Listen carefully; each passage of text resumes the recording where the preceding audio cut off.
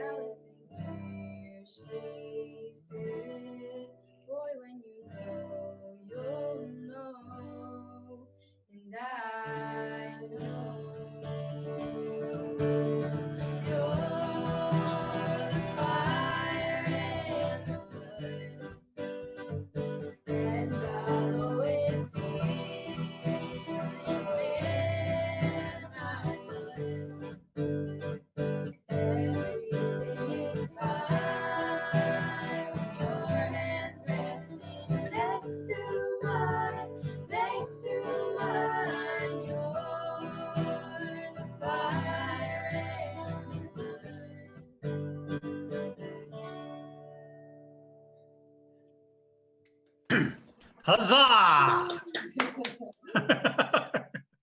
right, so that's Fire in the Flood by Vance Joy. Now we're going to go to a song written by May Earlwine, covered by Ronnie Arbo, and it's called Shine On. I think this song is about as good a song for the COVID era as I can think of.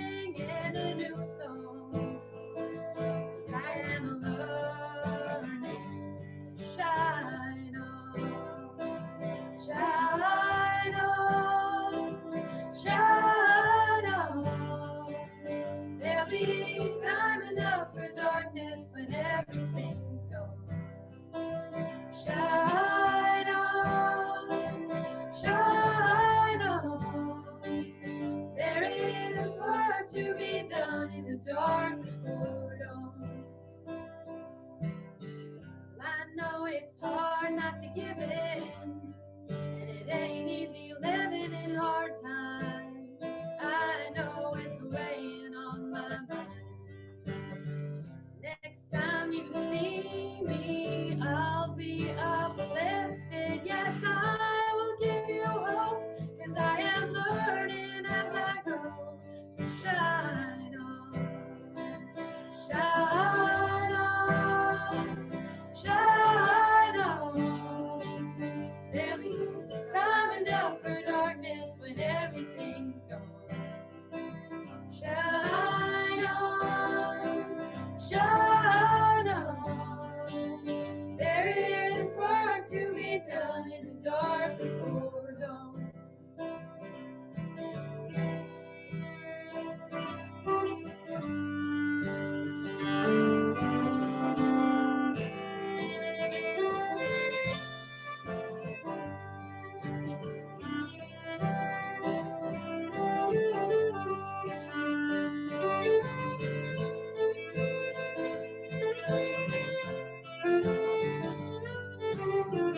I know how dark it seems. I feel it coming up inside of me, and I feel it in you too, in everything you do.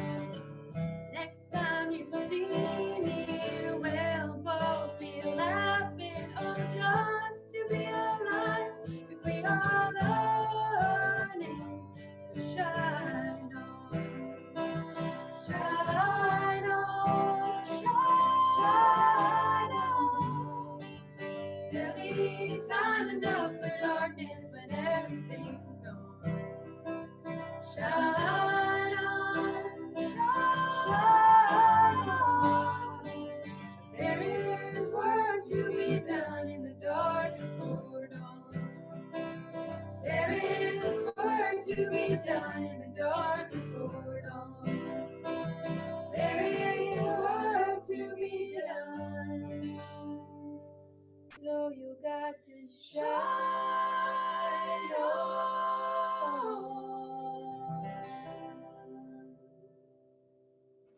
Yeah. Yay! All right, so let's shine on out there, Burlington and Ward 6. And do we have time? 3 more minutes for one more song, or are you guys ready to go into the meeting? You're muted, Gail. Mute. Unmute. We've got about 2 more minutes, but we could probably stretch that to 3 if you've got a Okay, 3-minute here's thing for us. a song called Wagon Wheel. Oh, great. Yay. And this has a little fiddle part in it, which is kind of fun. So here we go. Wagon Wheel.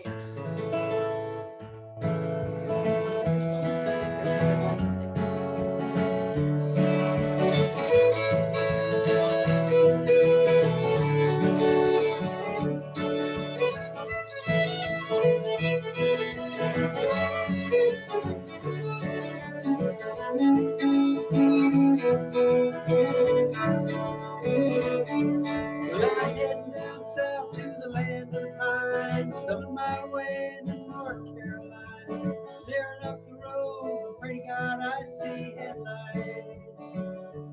Well, I made it down the coast in 17 hours, picking me a bouquet of dogwood flowers, and I'm hoping for Raleigh I can see my baby tonight. So rock me, mama, like a wagon wheel. Rock me, mama, any way you feel. Hey, mama, rock me. Rock me, mama, like the wind and the rain. Rock me, mama, like a southbound train. Hey, mama, rock me.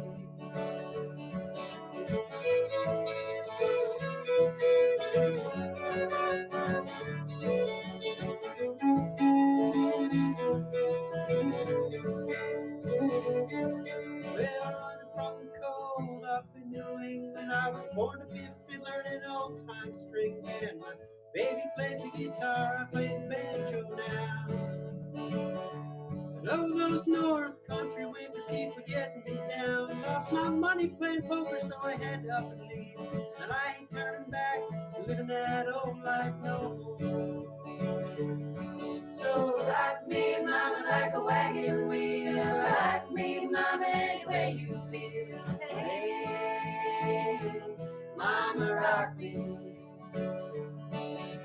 Rock me, mama, like the wind and the rain. Rock me, mama, like a southbound train. Hey, mama, rock me.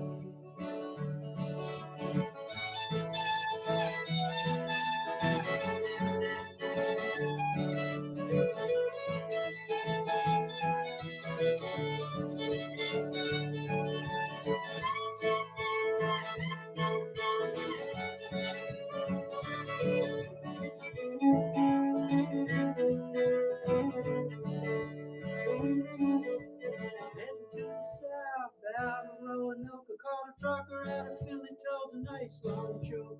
He's headed west from the Cumberland Gap, Johnson City, Tennessee, and I gotta get a move on, head for the sun. Hear my baby calling my name, and I know that she's the only one. If I die in Raleigh, at least I will die free. So rock me, mama, like a wagon wheel. Rock me, mama, any way you feel. Hey, mama, rock me.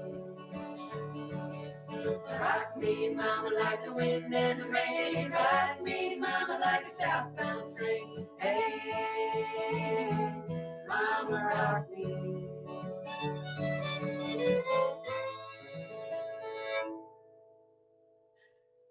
Woohoo! All right, there it is. Yeah. Started us on. Thank you Thank so you. much, Ruesink Barker family, for opening us up tonight. That was lovely. Bravo. Thank you. Thank you so much. Go Six. What's six? Welcome, everyone else who's joined while the music is going on. Thank you for joining Ward 6's second virtual NPA meeting. We're going to move right now into public comment. And before we do, Sydney's going to put up a screen here that's going to let people know how you can make a comment. We have about 10 minutes for any public comments. There's two ways to do it. One is to ask to raise your hand. We are in a webinar format right now, so you won't be able to unmute yourself.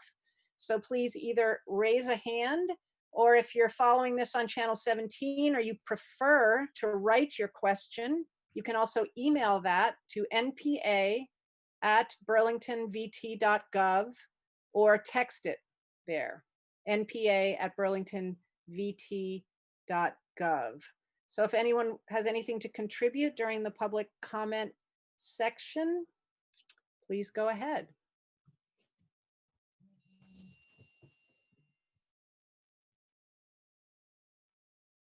I'm going to take a moment in the lull while people are organizing their thoughts, also to introduce the steering committee for Ward 6 NPA. I'm Gail Rafferty. I would say below me on the screen, but I know you're all seeing a different screen. So Mary Riley, do you want to wave your hand?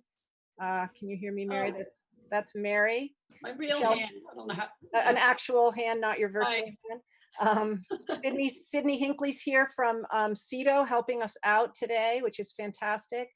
Michelle Mraz is also on the steering committee. There's Michelle. And finally, Matt Brady is on the steering committee. Hello. And I'll just take a moment, again, we may see some comments are coming in, but to mention that at the end of the, this is our last meeting of the year. We'll start up again in September. Ward 6 NPA does not meet in July or August, but steering committee members will renew for the new year. That means that all 5 folks, their term is up. I believe 3 people are planning to continue if they do get voted back in, but we do know we have at least 2 openings. It's a great way to get involved in your ward. So anyone who might be considering it, please reach out to Michelle, Matt, or Mary. You can also always reach out to CEDO to find out how to contact everyone.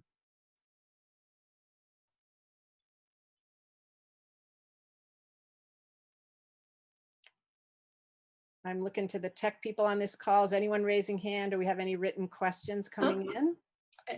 I don't All right. see. Say what? I don't see any raised hands. Okay. Well, that actually may give us time to stick to our format with the candidates later.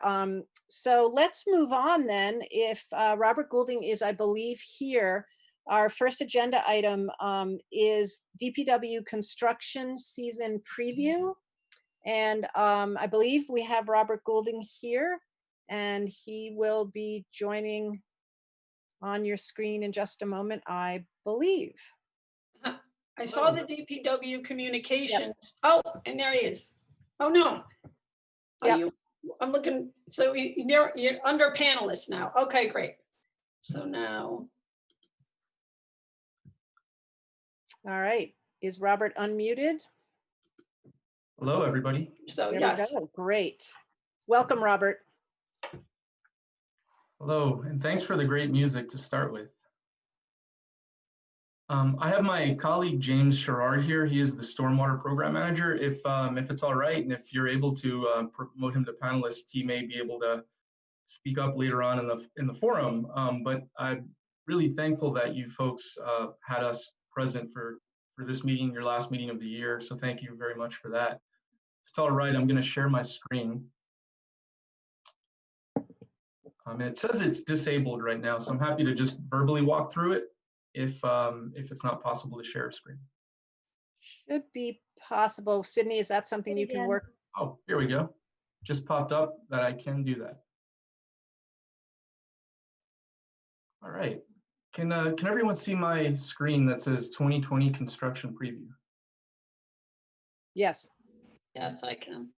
All right. Well, thanks again. So we've asked for a little bit of time today, and I think every spring for the last few years, just to give you a quick big picture highlight of the DPW construction season that's upcoming, the citywide approach, but we also, always like to point out some of the ward specific things that are coming up. And so I'll run through that. I'll try to be as quick as possible to leave time for questions. And certainly we would welcome any questions that you have. Our construction season did get started a little late. Obviously, I think most of our regular routines have been impacted by COVID-19. Certainly, so has the construction season. We still were able to get off to a May start, which we're thankful for in this kind of short Vermont construction season. One of the things, in addition to kind of the regulations that we had to wait through, rightfully so, one of the things that led to a bit of a delay was to try to get our ducks in a row to be sure that our contracts and our work practices were going to match the new era that we live in with respect to safe workspaces, safe interactions with the public, and contracts that didn't put us too far out on the hook should any unforeseen future pandemic-related shutdowns happen. So I'm not going to read every word on the screen. I'm certainly happy to share this presentation after the fact with the NPA steering committee for dissemination or anybody that reaches out. But essentially, we did try to be very mindful of some of the potential financial and health impacts of doing construction in the public right of way. So you'll see workers with masks, especially as they have to interact with the public or as you get close to them if for whatever reason there is that kind of interaction, which we are trying to avoid during this time. We did build some provisions into our contracts to be mindful of the financial implications and the health implications. So there's a public health emergency plan the city and contractors have to adhere to, based on the job, based on the specific parameters. I'm going to keep moving on, but happy to answer more questions on that. Construction did start this year, roughly on the 11th. We always have a bunch of tidying up, kind of different projects here and there we're doing throughout the spring. And we were very active this year, even with COVID. Some work did come to a halt, but we were fairly active for most of April in a variety of ways. We did begin on Howard Street with a big reconstruction project of about 500 linear feet. And that project took about, I think, 2 weeks. There may be some restoration work done, but that's how we started our year. So one of the reasons we like to come back to you and really appreciate the time that you give us every year is to touch base on the Sustainable Infrastructure Plan and now the Clean Water Resiliency Plan. These are two kind of guiding plans that really guide most of the work we do in the right of way, most of the big capital work. The Sustainable Infrastructure Plan passed in 2016 with overwhelming support, thanks to the residents of Burlington and the recognition that a lot of our core assets needed this work. That plan focused on sidewalks, streets, and water mains, at least with respect to a lot of the DPW work. In 2018, after a pretty challenging summer, you all may recall, at the wastewater treatment plants, we did also pass the Clean Water Resiliency Plan, essentially a Sustainable Infrastructure Plan Phase 2. I'll talk a little bit more about these plans, but just always a refresher what kind of guides our work and what we like to share with you. So to start with sidewalk reconstruction, we've done quite a bit of work, essentially tripling our normal production over the last few years. We have another, potentially up to 3.5 to 4 miles of sidewalk work this year. What's most exciting about the work this year is we did hear a lot of community feedback over the last year or two, and thanks really to the council and to the mayor for some additional allocation of funding last year, we've been able to expand our sidewalk approach, where we normally focus on long runs with some supplemental short run work. We really have quite a bit of short run work in the work plan this year. And I'll show you a map in a minute of what that looks like with kind of the general Ward 6 area. But it's exciting because the feedback was these long runs are really helpful to create contiguous, safe passage. But at the same time, there were short run repairs that were starting to kind of add up, and people felt strongly that we needed to kind of keep building them into the work plan. So we'll be doing that this year. I'm going to skip, I left one note in there that I shared with our friends in Wards 4 and 7 that may not be super relevant down there, so I'm going to skip over that one. You can see the long run list here, where one of our biggest runs, I think the biggest run, or the biggest series of runs will be on Summit and Juniper this year.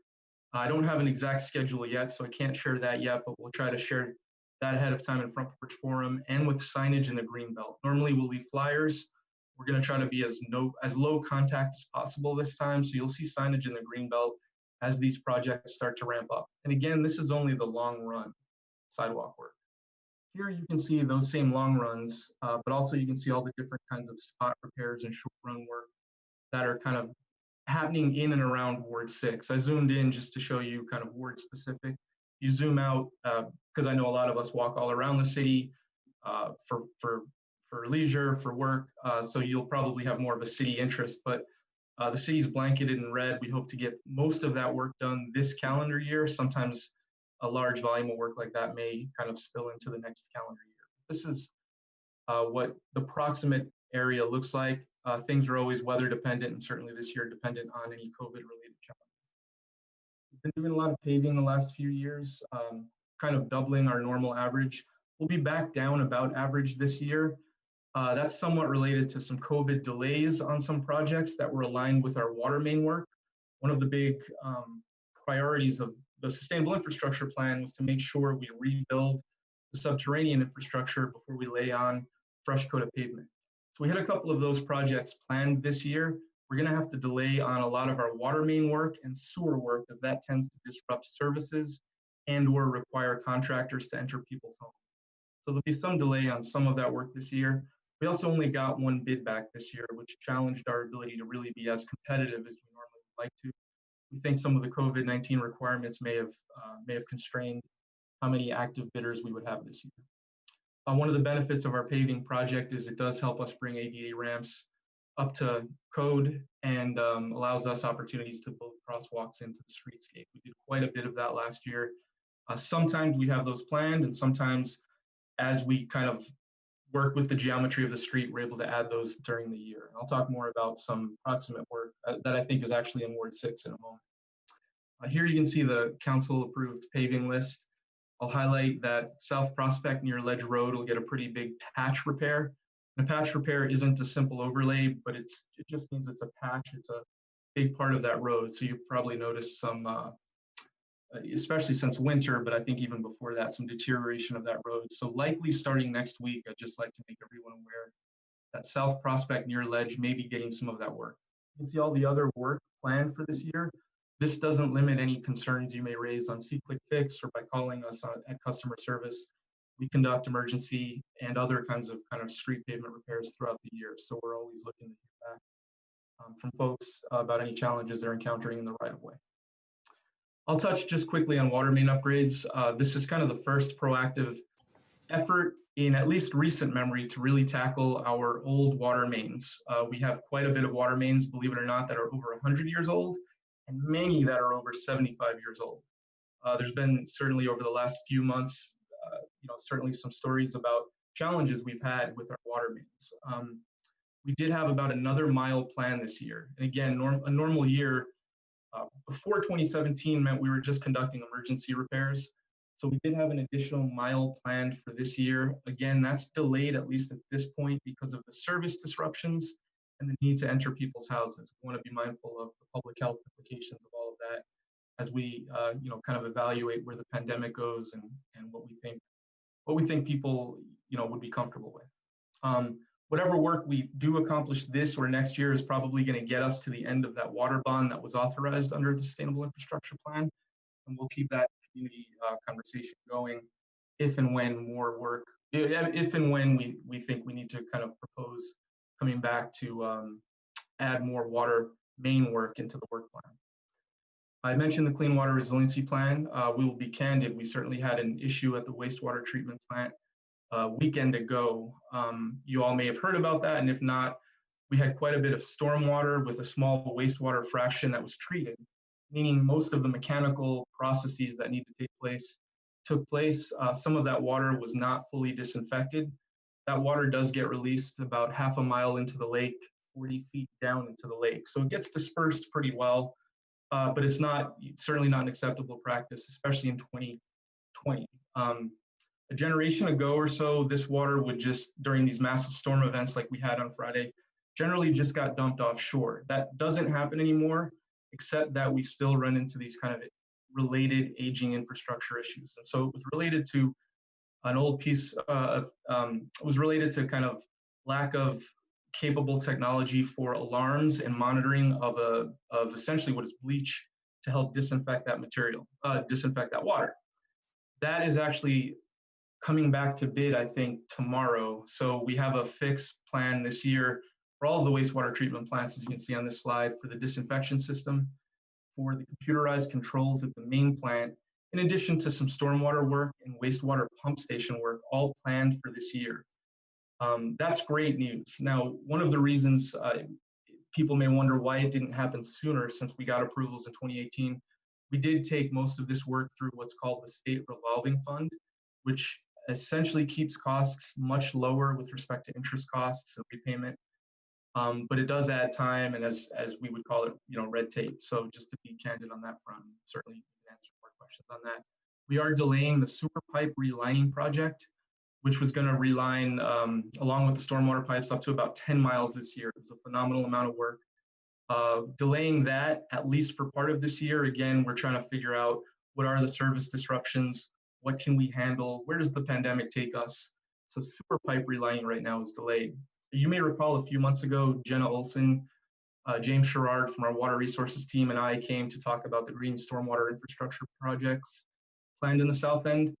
We heard a lot of feedback at the NPA. We heard feedback, in other ways.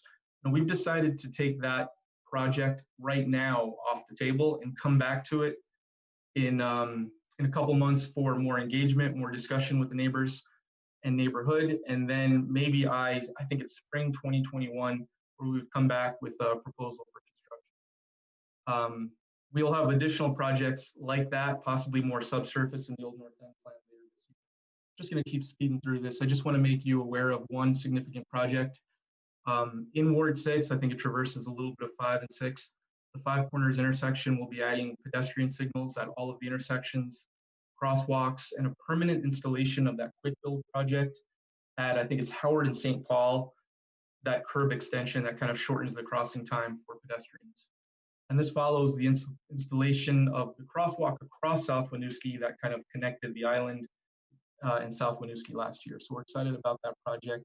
More to come on that. I think we're eyeing mid-July. Some upcoming work at the Shelburne Roundabout just for environmental site assessment. It's going to require some traffic lane reassignments.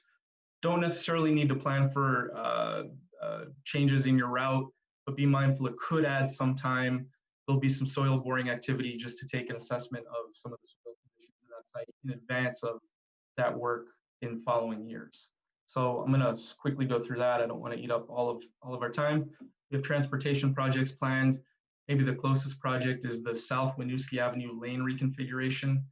Fall 2020 projected for that. This past council, at this point, I think it was in March. So, happy to talk about that more, and more news on that certainly to come out. City Hall Park is set to, it did resume, and it's set to go until about October due to, I think it was about a month or more of a late start due to the COVID pandemic. Not related to construction, I just want to invite everybody to a June 25th meeting for consolidated curbside collection. We've done a study with our partners.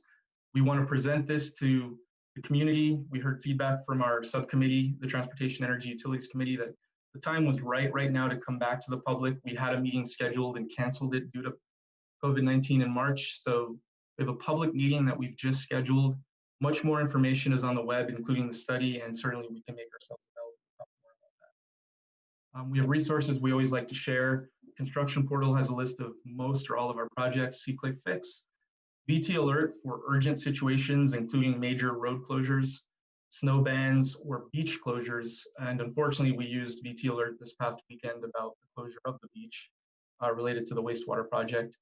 My information is here on screen. I'd always like to make myself or anybody on our team available for any help you need. Thanks very much for the time, and certainly if you have questions or there's anything I can answer, or if James is around, we'd love to answer anything you have. Thank you very much. Thank you so much, Robert. We do have 5 more minutes on your time slot. So if people do have any questions, again, just use the virtually raising your hand function. Should be next to your name. And I'm sure Robert would be we'll unmute you, and Robert would be happy to answer your question. Yeah, I see it all there.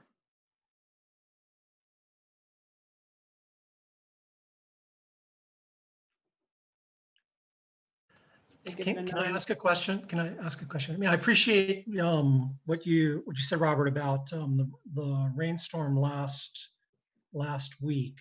So I didn't quite understand what we weren't prepared for exactly. I mean, you did explain it, and I just didn't quite get it, and I'd like to understand it better, because I know that you've been doing a lot of investment in this area, and I think we're all a little bit surprised. And so if you could just, I didn't quite get what exactly it's going to change. Absolutely, Matt. And now I have a better view of everybody, so I do see my colleague James there too. But I think it's a great question, and I kind of glossed over it. I usually run out of time, so I think I sped through my presentation. So we received, it was well over 2 inches of rain. I forget what the amount of time it was. Our senior engineer, at least in a tentative capacity, had that registered as like a 10-year storm event. So the kind of storm you would expect to see only once every 10 years. Now, obviously that can happen more often, but that's the kind of average. And unfortunately, we've been seeing a little bit more of that more frequently, related obviously to a change in climate, or hopefully obviously. So what happened during the event, due to what happened in 2018, where we had a couple instances at the wastewater treatment plant, we changed a couple of our protocols. One of which, I think rightfully so, was to keep somebody on site in advance of major storms and all through major storms, even though these major storms very frequently require some long late nights. And so we had a staff, a wastewater plant operator on site the entire time, which was great for response to the event. But essentially what happened is, as they monitored their different levels of chemical disinfection, for instance, the sodium hypochlorite, which is essentially bleach, was when he evaluated it, was at the right level. Unfortunately, throughout the storm event, the pump wound up pumping out more, from what we understand, and I know the investigation has been underway to kind of unpack everything that happened. The pump was actually sending out a higher rate of sodium hypochlorite, which needs to mix with bromine, a higher rate of it than it should have been. So when it was kind of time to evaluate, and then I, at some point, the wastewater plant operator, I forget exactly what the mechanic is, but understands that the wastewater is not being fully disinfected. As they're able to kind of figure out in that choose your own adventure, all right, I've checked this, as they get back to that tank, he realizes we're low on the sodium hypochlorite. And then he's able to switch to a backup disinfection agent, which will disinfect all that remaining water. What we don't have right now in this kind of 25-year-old system are tank level alarms and sensors, unbelievably and unfortunately, that give us more data and more ability to kind of pivot quickly in the midst of what are sometimes chaotic events for the wastewater plant operators. Luckily, the bids that we actually get back in kind of a coincidental way tomorrow recognize that this infrastructure, much of which is original to the kind of redesign of 25 years ago, didn't have these sensors, these alarms, and just newer equipment. So kind of my long story short there is we ran out of a disinfection agent in the tank quicker than we expected. we didn't have an alarm that alerted the wastewater plant operator in real time. And so when he is able to kind of pivot to switch to a different disinfection agent, we're about, I think it was about 40 to 50 minutes into that event. Now, this is never acceptable and never good. One of the things to take heart, though, is how much of that is actually stormwater, and then how much residual disinfection can sometimes be in the system. So it's never an ideal scenario. I think sometimes it's scarier than it actually is, but it's, again, still something that absolutely requires a fix. And I hope that answered your question, but certainly if James wanted to add anything. It did. I mean, I know you all have been doing a lot of work to make this kind of event very unusual, and I personally appreciate it. I know you've done a lot of investment, and I thank you for that explanation. Thanks. All Share right. that with the water team. Great question, Matt, and thank you for that thorough answer, Robert. We are out of time for your time, but as always, Ward 6 NPA loves it when DPW comes to the NPA, and you guys have such a great water team too, especially when hearing about all that is always super interesting for us. So thank you for your time, and we're gonna move on now to our forum of candidates for the Vermont House of Representatives Chittenden 6-5 district. And for those candidates that are kind of on in queue to speak to us, just one slight scheduling change. When we held our steering committee meeting and then a few weeks ago and contacted 4 of you about coming to present, we did not know that Annie Woland was also going to be a candidate. So Annie is also joining us tonight. That was a last minute addition. We're glad that we were alerted to her candidacy. So we are going to change the format slightly for those of you who are about to speak to us. We will not be including returning to you for a 2-minute wrap up at the end. Okay, so each of you will still have the 5 minutes to introduce yourselves, talk about priorities that you have in your campaigns, and then we'll have 5 minutes of questions. And I will let you know when you have a minute to go on the first 5 minutes. So please allow me that interruption, and we'll get started. So we're going to start with Gabrielle Stebbins, who is our first candidate. And Gabrielle, you are probably already in the panelist part of this webinar. I believe so. I'm not certain if you can see me. We can hear you. Huh. See if it looked fine just a moment ago, and then when you made me a panelist, it changed. Any thoughts, Sydney, on what Gabrielle could do? Let me see. Okay, I asked you to start video. There we go. Awesome. So you can see me? Yes, we can see you, Gabrielle. Go right ahead. Okay. I still can't see me, but that's okay. Anyway, thank you so much for hosting this and for inviting me. Obviously, my name is Gabrielle Stebbins, and I would be honored and privileged and would love to represent Ward 6 this January in Montpelier. I live just down the hill from you all. I have 2 children. My 10-year-old goes to Champlain Elementary. I also have aging parents, although they would hate to hear me call them that. But really what that means is I am keenly aware of our educational needs, also our healthcare needs, and our elder and child care needs. And the reason why I'm running, the first time I realized the power of policy was in 3rd grade when I wrote to my then governor on my concerns about how we were developing land use. And in 4th grade, I wrote to the same governor and I said, I'm really scared by nuclear war. And in 5th grade, I ran for class president and I lost to Owen Franklin because he gave everyone cookies and I offered world peace and an end to homelessness. So that was a lesson. But long story short, the reason why I'm running is, yes, I have 2 children and I want them and I want my friends and my neighbors and all the people I don't know to have the opportunities and the beauty that this planet and that our world and our society has given me to have that for them and for all the youth to come after them. In terms of my experience, I've spent 5 years actually advocating in the Vermont State House, so I'm deeply familiar with how to develop a bill, how to work with stakeholders, how to get subject matter experts in, and how to finally take that bill over to the finish line. I've also taught violin in struggling, underserved urban public schools. I've traveled the world as a classical violinist. I worked in local and state government, and ironically in a DPW. So I know stormwater management. I have measured so much water quality and water quantity records. It's a whole world unto itself. And I've also started a business and ran a nonprofit.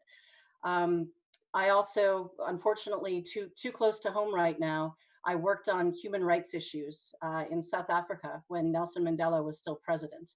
And we have much to learn here.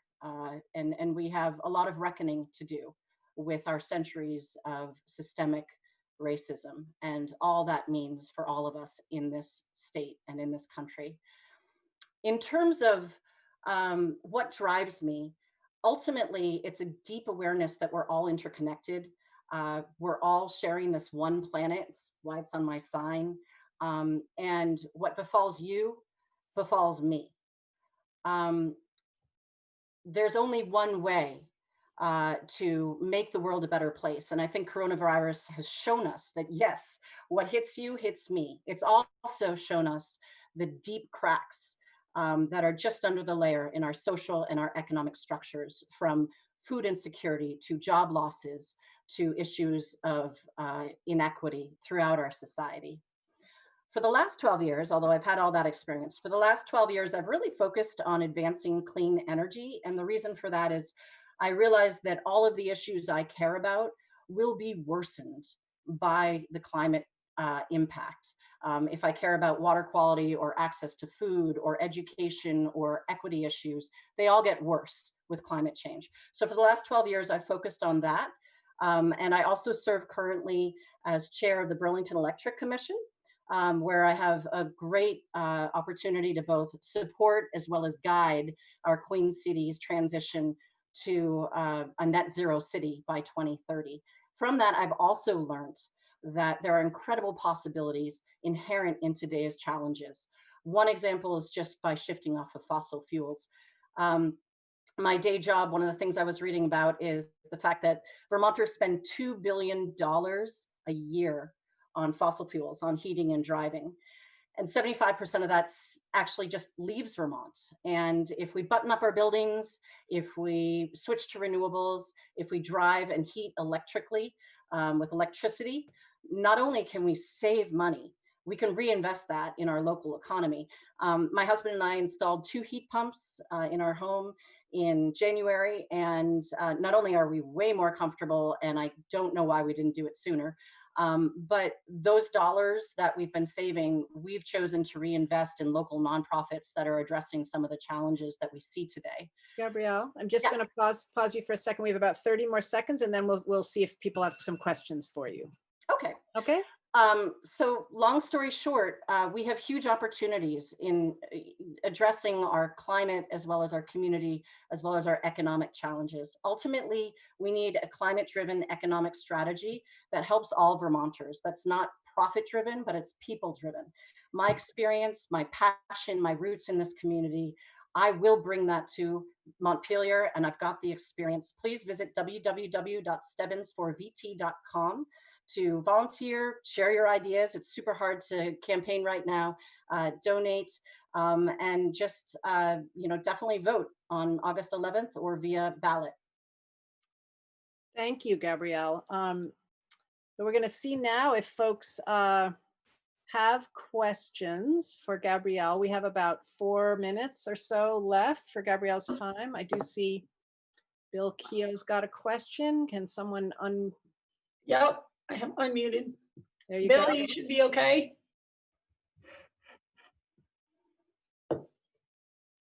Unmute. Now can you hear me? Yes. We can Yeah. hear you, Bill. Okay. Thanks. Gabrielle, as you know, the city and the state are in the mire of a lot of deficit. It's not what you or the other legislators want. It's what cuts will you tolerate? And I know it's difficult because you don't know some of the issues, and you're going to learn that. But having been in the legislature, it's not going to be easy this coming next 2 years. You're going to have to say, you're going to have to vote for cuts that you don't want to vote for. Yet we've got to come up with a balanced budget. I don't expect you to have the answer to that, but be ready for that. You may want to comment or not, but that's up to you. Thank you. Thank you. I'm happy to comment. I have a few comments, one of which is I'm really monitoring what goes on with the budget conversation. The legislature normally does, a full year budget. This time around, they're doing just a half year budget. They are coming back in August. And I'm also hopeful. I mean, we'll see what happens in November, but hopefully we'll see some federal stimulus dollars come here to Vermont, which will help fill that hole. I do think when I look at all economic policy, even going back to Herbert Hoover, when you're in a place like we are currently in terms of our social structure, this is not necessarily when an austerity budget helps things. This is when you actually need to rejuvenate the economy. And honestly, if we need to go back to the $350 million that were given to Vermonters through the tax cuts from Trump, and if we need to temporarily take some of that back, I would rather do that than see our economy completely fall apart, given all that I know about what austere economic structures do to a nation in this type of a political and economic climate. Thank you, Gabrielle, for that answer. Does anyone else, are there any other questions? We still have about 2 minutes for questions to Gabrielle. If anyone wants to jump in. I do. I have a question. Go for it, Mary. Gabrielle, can you comment what are specific plans for the work that you say you want to do for systemic racism? Do you have any specific ideas? Sure. I mean, right now there's a bill, I think it's H808, which discusses a fair amount about criminal reform. I mean, but the sky is the gamut. We have systemic racism, not just in our law enforcement, but also in our educational structures, also in our, opportunities for advancement. I mean, I think about when the GI Bill was first rolled out and some of the African Americans that fought in World War II, when they went to New Jersey, I think it was called Levittown, they were told they couldn't, even though they had put their lives on service, they were told they couldn't buy there. So there are so many places that we can address this.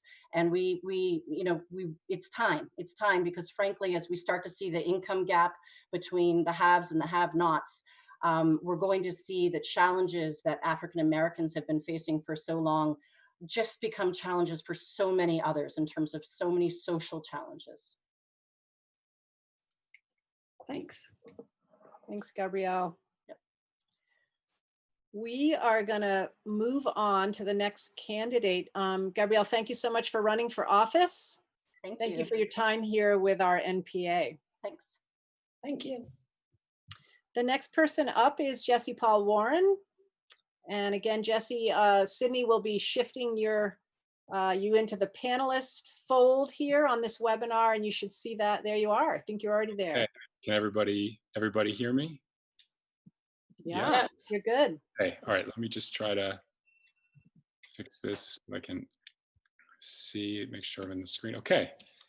All right, All so right. just about 5 minutes to introduce yourself and your priorities. Forgive me because I'll probably jump in 30 seconds before that 5 minutes comes out, let you know. All right. Perfect. That sounds great. All right. Well, thank you so much to you guys for putting this on and keeping us connected in these times. My name is Jesse Warren. I am as well running for state representative. I live on Hayward Street and run a nonprofit that I founded down here in the South End called Democracy Creative.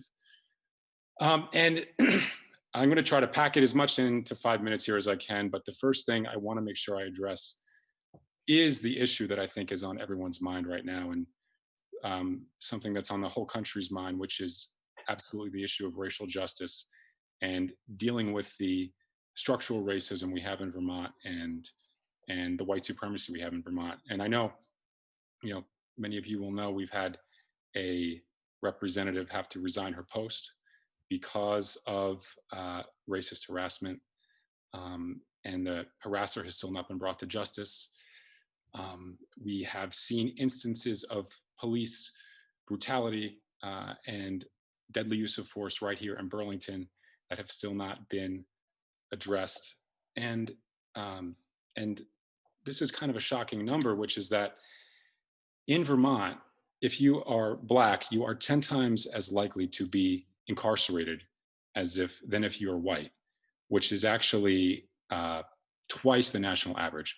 So the point is just to say, just keeping in mind the moment we're in, we have a lot of work to do. And I was brought a lot of hope by the protests that happened on this past weekend. I'm sure there are lots of people here who were there. A lot of others couldn't make it because of health concerns. But it's clear to me that there's a lot of leadership, a lot of people ready to stand up and continue to make the work, continue to do the work necessary to make the change that we need. So I'm happy to talk more about specifics later in the questions on that. I want to talk a little bit about my experience. And my background has been, basically my whole professional career has been split between working deeply in policy, in governance, as well with some work in the creative world. And that includes experience at every level of government, at the federal level, working for House Democratic leadership, learning how our government at that level works and in a lot of ways doesn't work. It includes running, in 2018, I ran the statewide re-election campaign of David Zuckerman, getting to learn a lot about every corner of our state. And I've also worked in the State House as a legislative associate, assisting legislators in advancing progressive policy initiatives. And as well at that level, learning how our State House works, and in a lot of ways how it still does not work. And in between all that, I've had some time to work in the creative worlds, and that's sort of culminated in the nonprofit I formed down here in the South End called Democracy Creative, which is about bringing people together to find creative solutions to the problems facing our democracy. And I also just want to say a quick thing about how proud I am of the support we've been able to build in our campaign, from elected officials, statewide elected officials, local elected officials, state legislators, business leaders in the South End, community leaders, neighbors from every corner of the district. So I'm really proud of that. And I think that speaks to our message and the issues we're talking about on our campaign. And I'm going to try to talk as much as I can. I'm going to probably run out of time in the middle of this. But the three of the driving issues in our campaign are talking about how can we create financial stability for working Vermonters and for families. What we're seeing is more and more people who do not have enough money to afford $1,000 unforeseen expense. This is a growing number of people, and it's due to structural problems, which are tied, by the way, to the racism, structural racism, income inequality. And so we have to deal with that. Stability and affordability for working Vermonters and for families. Jesse, I'm going to pause you for a second. You've got about 30 more seconds, and then we'll move to questions where you can maybe get the rest of what you want out. Okay, cool. I think I'll just wrap it up quick in these two more issues. Next one is guaranteeing healthcare as a human right to all Vermonters. This is something we can do. It's clear we cannot depend on the federal government to do it. And it's also clear that COVID is exposing the fact that we really need universal healthcare. We can do it. The campaign always says it is possible. That's what our campaign's about. I won't have time to talk about what that means more, but last thing, thinking about the changes we need to make in terms of protecting our environment, protecting our planet for future generations, making the big transitions necessary to leave behind fossil fuels, to clean up our lake.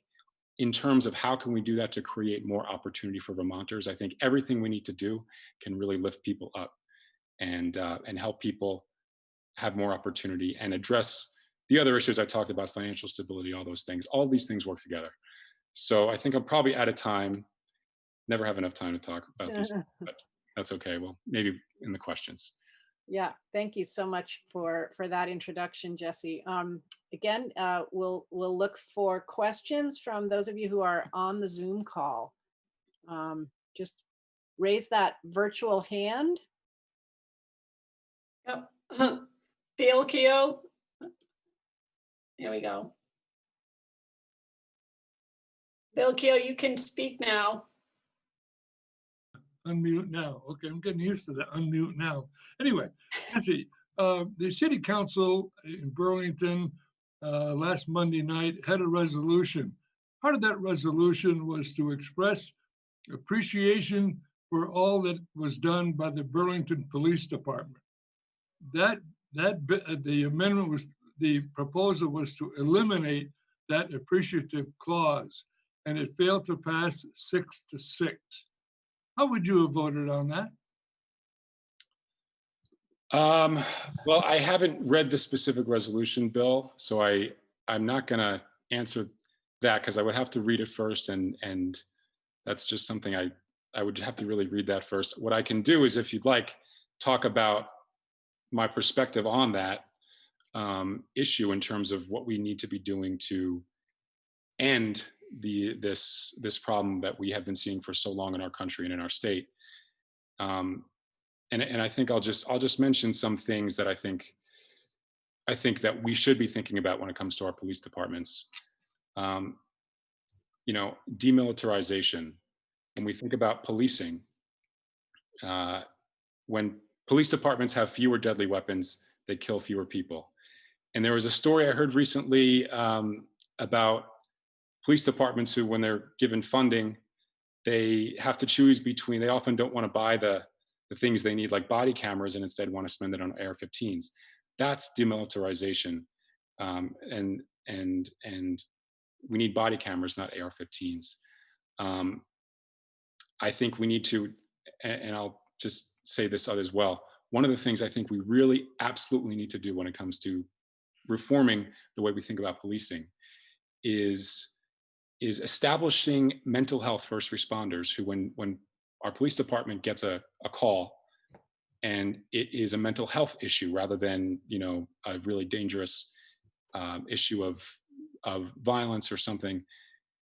Well, mental health issues are often the instances where deadly force, where the situation is escalated to deadly force. So that's another thing we need to be doing on that front. But just in terms of that resolution, I have to really read it and know exactly what it all says. So I can't say which way I would go on that bill.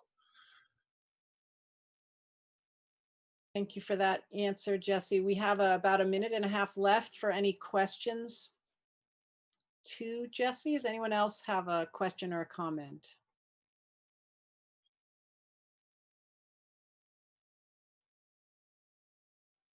I will jump in if nobody, I don't see a blue hand going up on the side there.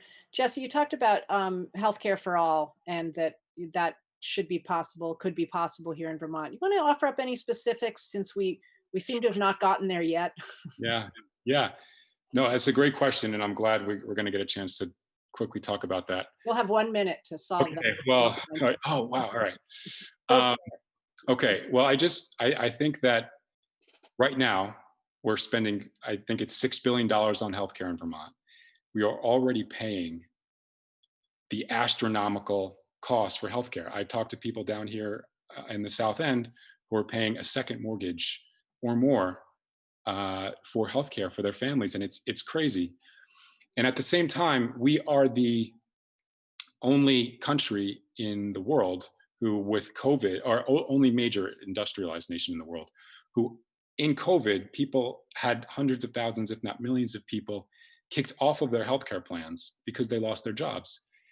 So when it comes to universal healthcare in Vermont and fulfilling the promise of Act 48, I think in the past, when we tried to do that under Shumlin and that whole experience we went through, it was a tough moment. The fact that the Affordable Care Act was also being rolled out at the same time really made it difficult to do. I think Shumlin made a lot of mistakes and also had a lot of it was really bad timing, having to roll out the healthcare exchanges, having to wait till 2017 to have the approval from the federal government to implement universal healthcare. The reality is we know that a universal healthcare program saves us money. It is easier for care providers, it is easier for businesses, and it is easier for the consumers of healthcare. And the last point, I think that was the bell saying we got to stop, but last point is that 1/3 of our healthcare dollars right now are spent dealing with the administrative costs of dealing with insurance companies. And it is a crazy amount. Any doctor you guys know will talk to you about you may have all dealt with it, the hassles of dealing with insurance companies. When we eradicate all that, which we can do even in Vermont, it's a much more affordable way to do it. So I think we just need to build a political will, say we're going to try again, we're going to do it. And I think we can get it done, especially coming off of this moment in COVID where we're realizing something's got to change. Thank you for that answer. Thank you also, Jesse, for running for office. Thank you for your time tonight with our NPA. We're going to move on, and we have Tiff Bluemle. And Tiff, you will be moved into the panelist corral, and hopefully we will see you and hear you in a moment.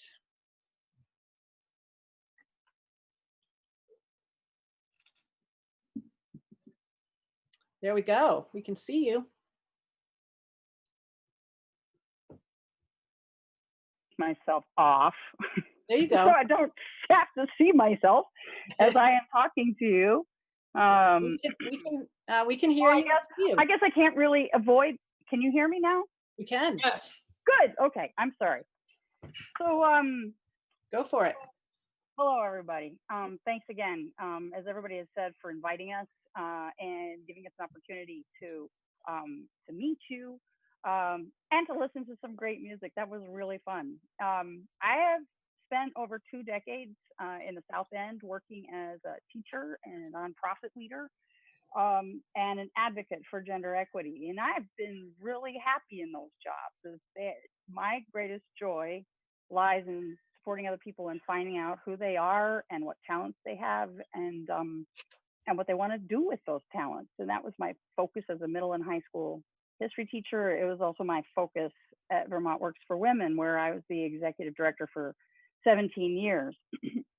When I was at Vermont Works for Women, I began to realize that regardless of how hard some of our participants worked, systems often failed to encourage their efforts or protect them. So, for example, a woman working in the community after having been released from prison would be required to submit urine samples in the middle of the workday, 5 days a week. It's pretty hard to hold a job if that's required of you.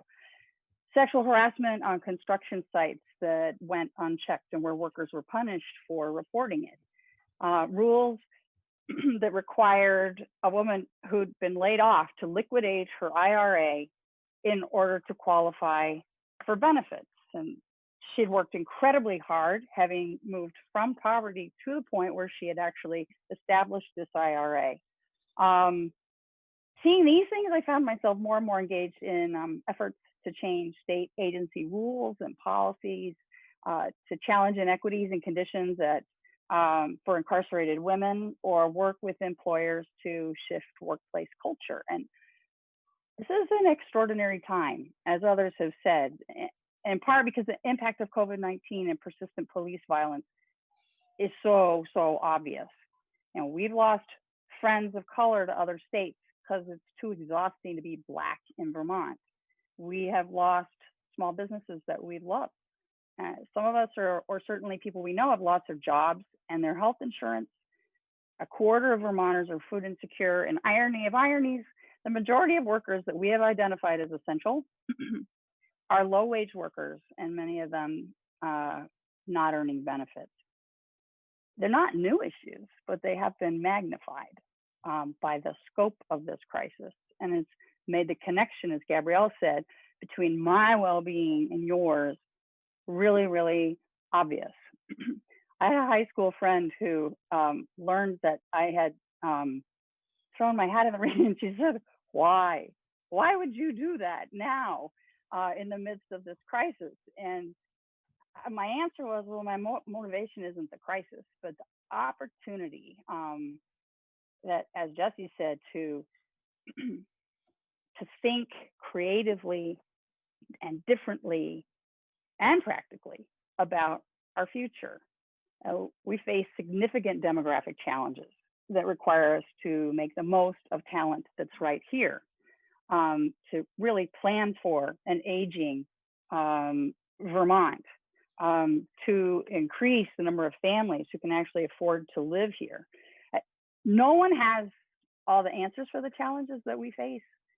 We don't even know all the challenges that the next legislature will face. But I find that when I evaluate a candidate, that I'm not looking for a mirror of my positions on various issues. I'm really trying to understand how they approach problems. And my approach to solving problems is this: it's inclusive, it's open-minded, and it's action-oriented. Because understanding an issue requires actively seeking out diverse input, not waiting for it to come to you. Montpelier can be pretty insular, partly because people are so pressed for time, but it's vital to get a lot of different people to the table to contribute what they see and what they know and what their lived experience has been, to get a good understanding of the problem. And it requires staying curious and willing to challenge assumptions or narratives that we might ourselves have held for some time and actually value a lot. It means building coalitions, because none of us accomplishes anything alone.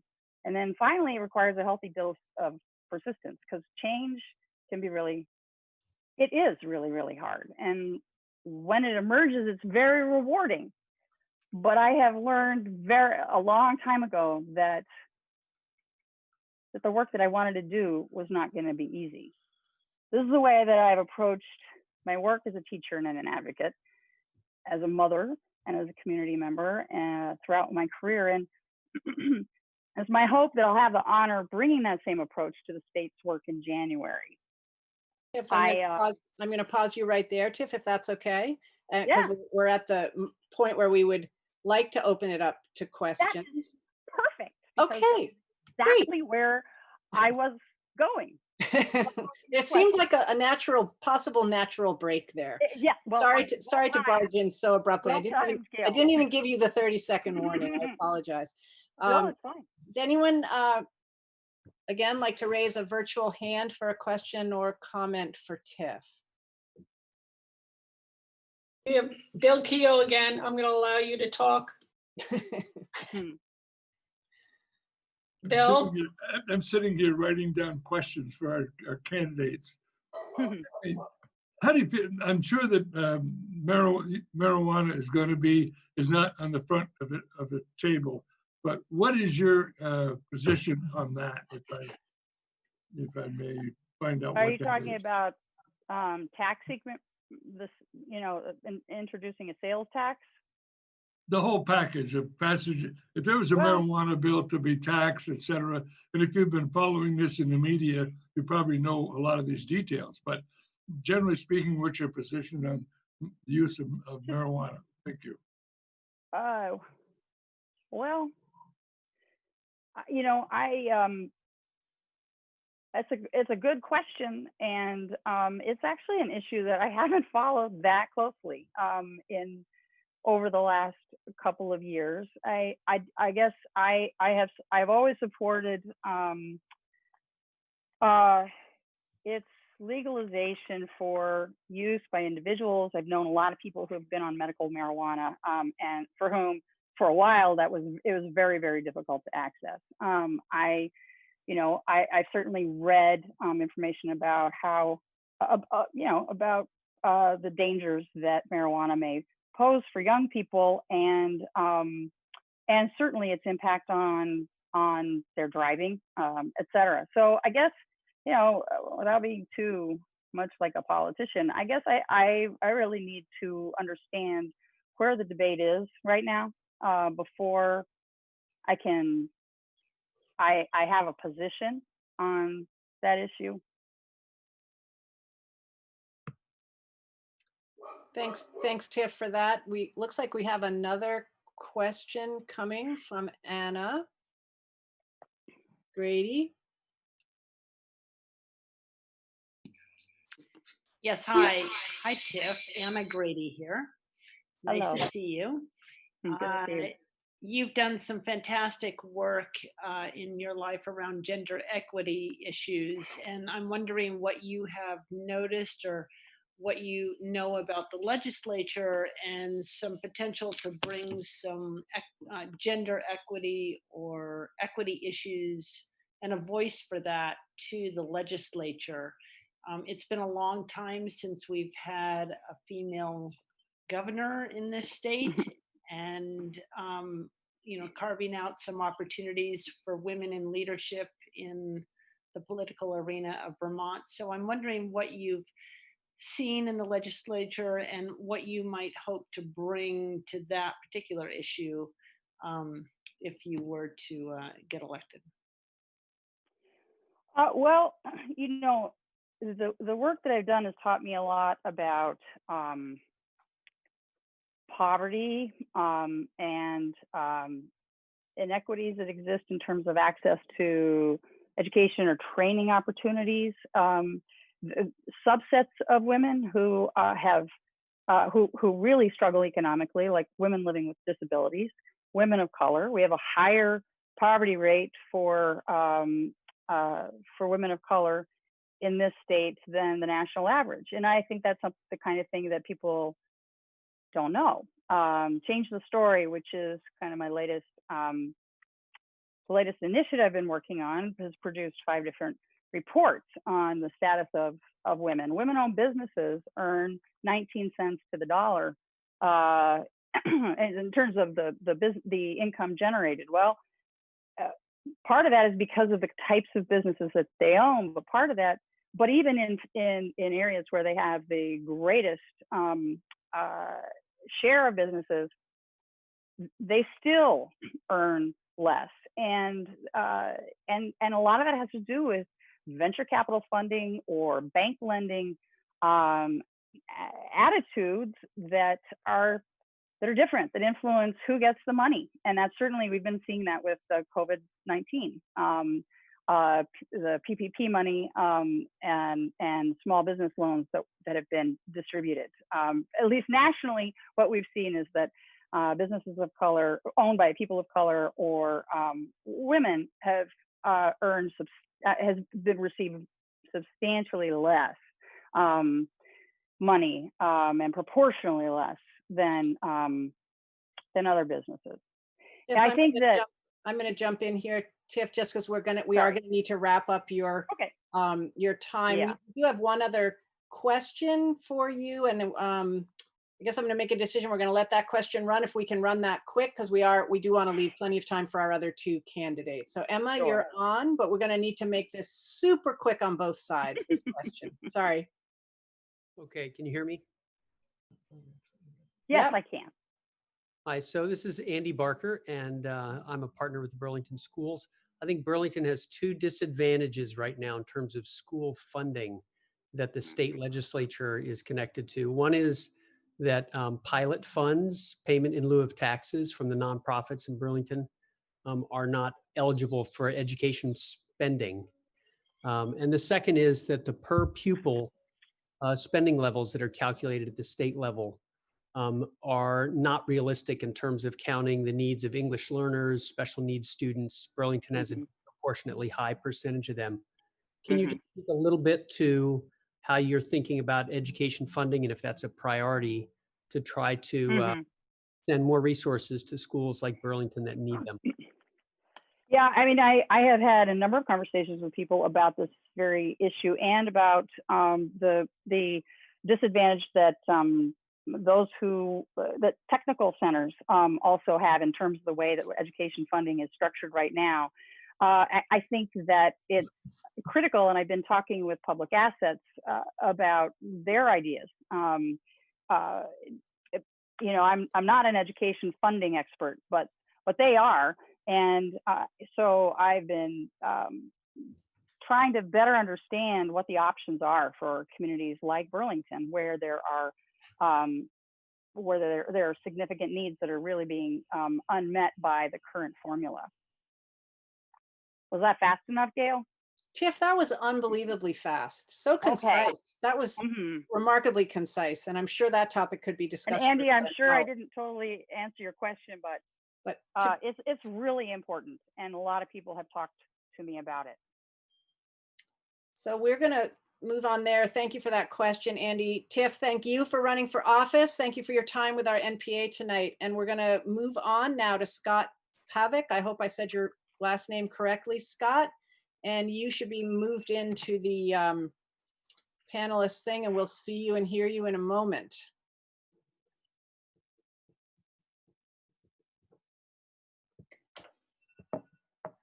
Hello? Hey, can anybody see or hear me? We can hear you. Okay. Yes. I'm sure your video's coming on. There you go. Awesome. And you can see me all right. I never get the lighting on these things right, despite having so much practice lately. Thanks everyone for having me. I appreciate this opportunity to speak with you all tonight. I am Scott Pavek. A little bit about me, bio. I live down on St. Paul Street, where I rent with my wife, Kelly. She's a nurse and doctor of nursing practice student over at UVM, where I also work managing a program, the Catamount Commitment, which serves in-state students from limited income households in their transition to and through college. I started this campaign last year, actually, for one simple reason. I believe we can and must do more to support our many friends and neighbors who are struggling to thrive and, in too many cases, just survive here in Vermont. And since starting my run, unfortunately, the challenges that too many of us face have only become more apparent thanks to this pandemic, as well as the need to continue to move forward rather than retreat into a period of austerity, to continue to address climate change, to invest in higher education institutions as we say we value them, and to reform our justice systems with an eye towards public health. In terms of professional experience, I've worked for candidates and campaigns. I've served in AmeriCorps and on local nonprofit boards. But the experiences that have pushed me towards service and informed my perspective on policy aren't conveyed or reflected on my resume. I understand what it's like to grow up poor in Vermont, to be marginalized, to lack opportunity. And because of that, from an early age, I had the unfortunate experience of falling into substance use disorder. So I also have the experience of living through the opioid crisis. And while I was fortunate enough about 7 years ago, over that 7.5, to enter recovery, I understand that the opportunity to recover, the ability to enjoy my life, stability and security, came to me not by a tightening of bootstraps, but through community support. And the things that I experienced through the opioid crisis, things like living without income or healthcare or food or housing, are things no Vermonter, no person should have to experience. And I understand that the legislature is an incredible vehicle for change to ensure that those things don't happen. I fell in love with the legislature in 2000 when bold progressive action related to civil union legislation encouraged my mothers to move from Texas to Barrie. And I fell in love all over again when the legislature stood up to Jim Douglas to override the veto of same-sex marriage legislation. I understand what we can achieve, but for so long, we just haven't lived up to our reputation that we can achieve those things and that we are a place to aspire to that bold action. So I'm seeking to serve because I'm compelled to ensure others have the same opportunities, to ensure that our public policy is rooted in equity, and to give vulnerable Vermonters the voice they haven't had for far too long. Thanks. Thank you so much, Scott. We can open it up now to questions or comments for Scott.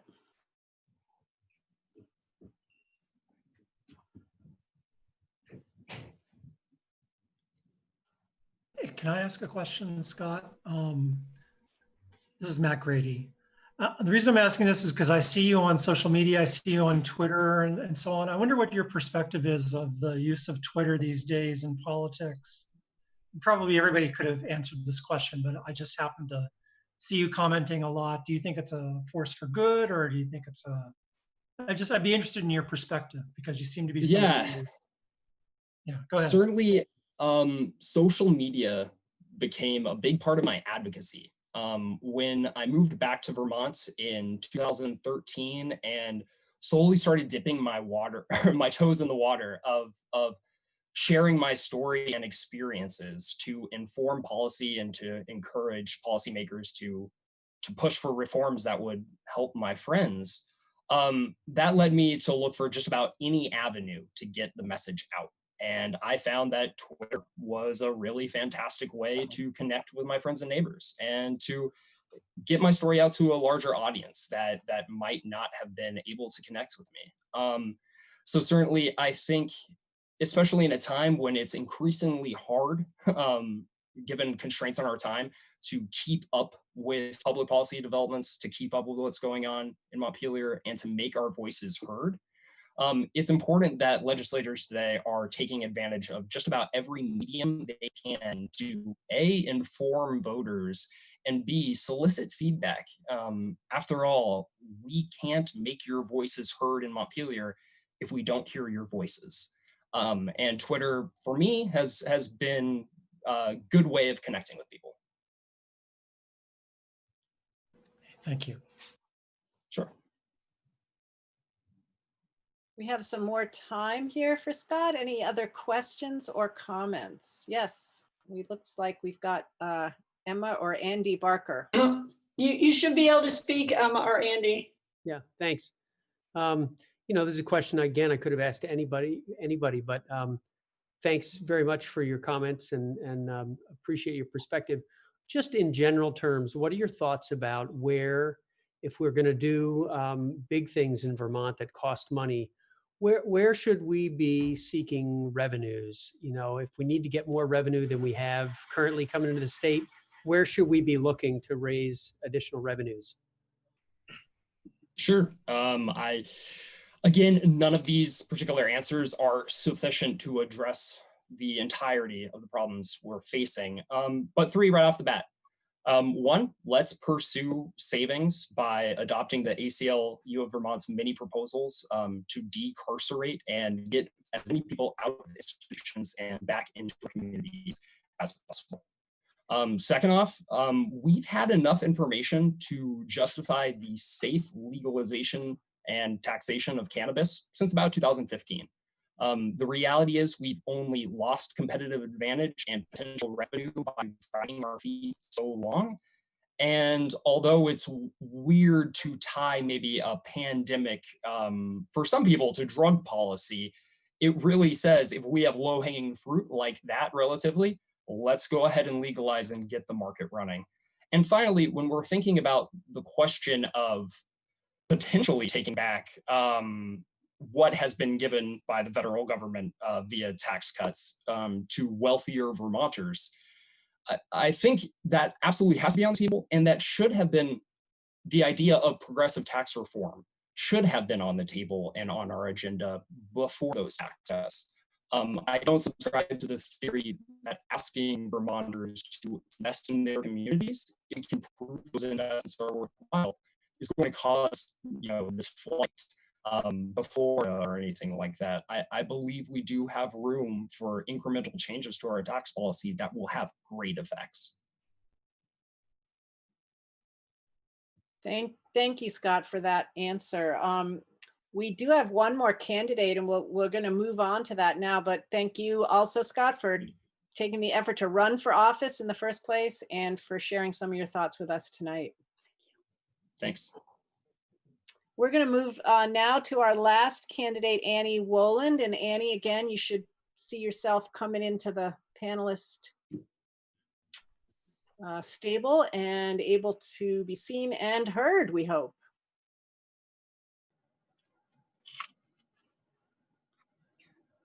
Hi, can you see me? Yeah. Hear me too? Okay, great. So I really appreciate this opportunity to speak to everyone, and I'd love to share some information about myself. And so first of all, I'm just bringing up some notes. I have been involved in politics on the local level in the city of Burlington, also in the state level at the State House, and then through advocacy. I'll get to that in a minute, and as well as federally. And I currently, in the race so far, out of the 4 other candidates, I'm the only young woman running for office in the Chittenden 6-5 race. And I think that's a really powerful thing. I think that in general, I think it's important for any gender to run for office, especially women.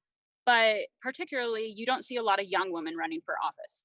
And oftentimes women have to be asked to run for office and don't initially have the idea. Thankfully, I was able to be inspired by a mentor of mine who's a legislator, and I was happy to announce my candidacy when the time came. And I very much appreciate Joey Donovan and Mary Sullivan's excellent leadership with our district for many, many years. So in terms of my political experience, and then I'll get to my work experience and what I believe in. I volunteered for a variety of campaigns over the last 10 to 11 years. And I'm most known for, I would say, in terms of local politics, as well as somewhat statewide, Burlington's Fight for 15. In 2017, that was the first year that the Vermont legislature was going to introduce the minimum wage bill to raise the minimum wage to $15 an hour for Vermont. And living as a longtime Burlington resident, I thought that this was an incredible opportunity to start a grassroots movement based on the national Burlington's Fight for 15. And also really my inspiration came from Senator Bernie Sanders, who I've worked for. And I first worked for Senator Bernie Sanders as an intern and then as his youth outreach coordinator for his 2018 Senate campaign. And I thought that if there's one policy that could be enacted out of all the policies there are, it would be that could have the most powerful impact on everyday Vermonters' lives, it would be raising the minimum wage. When people have more money in their pocket, they are able to afford their basic needs, if obviously that wage is livable, and hopefully save some money for things that are unexpected. And I felt like it was a critical time for Burlington residents to have the opportunity in terms of this Burlington's Fight for 15 initiative to be able to send a message to the State House, to legislators, to say this is important or this isn't important, but I wanted it to be Burlington voters' decision. But first, before that could happen, obviously the Burlington City Councilors needed to agree with that, or we needed to gather enough signatures. Thankfully, the Burlington City Councilors, they did agree, and it was hard to get a majority, but it worked tremendously. They voted 10-2 to have the resolution on the town meeting day ballot. And on town meeting day in 2017, Burlington voters voted in support of 75%. And I'm sorry, can you see me right now? Okay, good. Yes. And they voted 75% of Burlington voters came out that day, voted in support of raising the statewide minimum wage. And that did send a strong message to the legislature, and a very grassroots message as well. And I'm just bringing up some of my other notes quickly. And in terms of my political experience after that, I advocated at the State House for that bill. I'm sorry, I'm looking at my notes right now, so you might not be able to see me at this moment, but I'll come back on in just a minute. As long as you can hear me, that's important. So after that, I advocated at the State House to have this bill, to do what we could to have the bill passed. And actually in 2017, the bill was not, wasn't able to come out of a conference committee, or I'm sorry, I didn't mean to say conference committee. I meant to say it wasn't able to be transferred to the other chamber. But in 2018 was the year that I really, truly advocated for this. And unfortunately, the governor, as we all know, vetoed that bill. But everyone's advocacy and made a huge impact. And in terms of things that are important for me for fighting for Vermonters, I child poverty and child abuse and neglect are incredibly important to me. I'm a social worker. Currently, I'm in a part-time program for my master's of social work, and I know a lot of I know a lot about child poverty and child abuse and neglect, especially this pandemic that is happening. That's been significantly highlighted with schools really stepping up and being able to provide breakfast and lunches delivered to students' homes, which is essential to address food insecurity as well as child poverty. And hey, Annie, I'm just going to jump in for a second. You have about 30 seconds left of your part, and then we're going to open it up to questions, okay? Okay, sounds great. Yep. And I also wanted to mention that I strongly am in support of mental health services. I worked for Howard Center for about 5.5 years, and I think that these mental health services are crucial in terms of also fighting racial justice and being able to, being able to be allies, social workers being able to be allies for these people who are unjustly targeted. And I'm also supportive of affordable housing, LGBTQ rights, women's equity, paid family leave, more investments in childcare, making it affordable for families, more affordable rents, especially in Burlington, but also Vermont as a whole, investing in renewable energy, significantly lowering the cost of college tuition. I actually had to put myself through college, undergrad and graduate school, and I know firsthand how difficult that can be. And it's not fair for any young person to have over thousands of dollars in debt when they graduate. And Annie, can we pause there and open it up for people to ask you questions or have comments? And if you want to put your video back on, that would be awesome, but that's up to you. Yeah, there you go. Great, that's great. Any questions or comments for Annie?